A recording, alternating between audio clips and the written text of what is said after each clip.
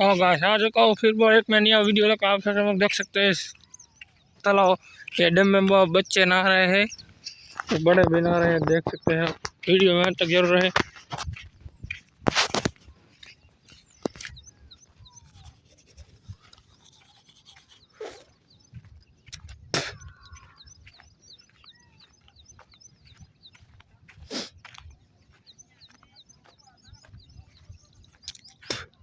Video को share कर रहे हैं, देख सकते हैं। वीडियो में अंत तक जरूर रहे।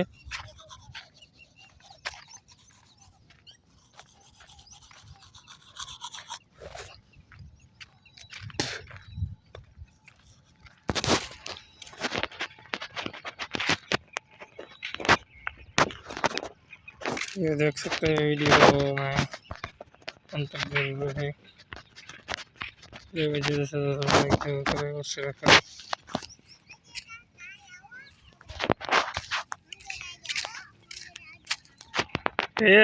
तो बच्ची क्या कर रही है?